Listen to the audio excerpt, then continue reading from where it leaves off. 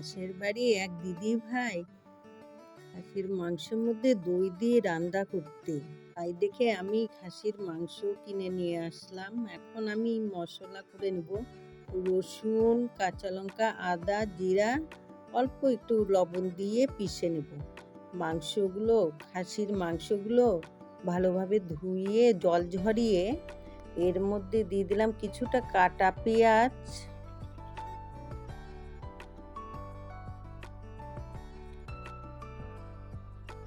স্বাদ অনুযায়ী লবণ, সরিষার তেল, হলুদ গুঁড়ো,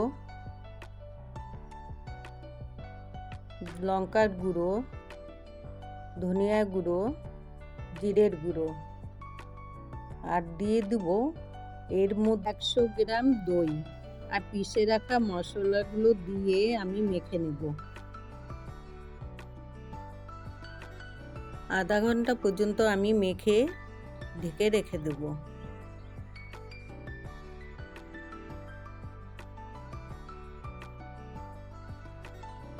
কড়াই গরম হয়ে গেলে পরে দিয়ে দেবো সরষের তেল।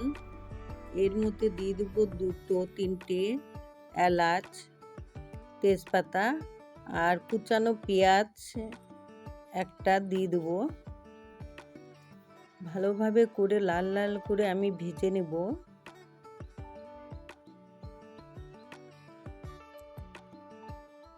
এখন আমি মাংসগুলো ঢেলে দেব।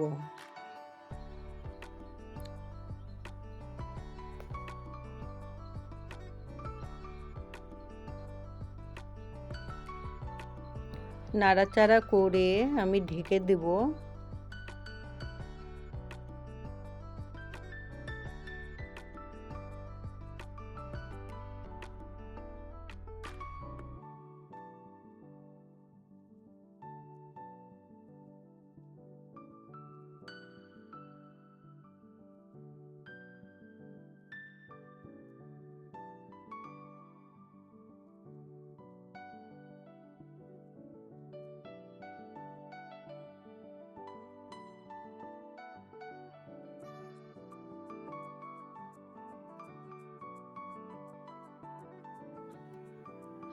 অল্প অল্প জল দিয়ে আমি 5 বার কষিয়ে নেব।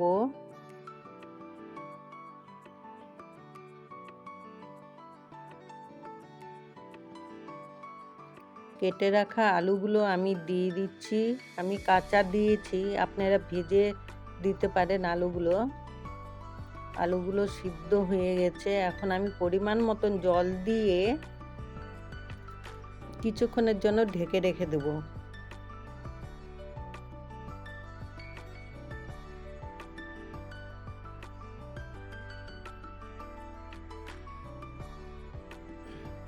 আলু মাংস সিদ্ধ হয়ে গেছে, নাড়াচাড়া করে আমি নামিয়ে নেব।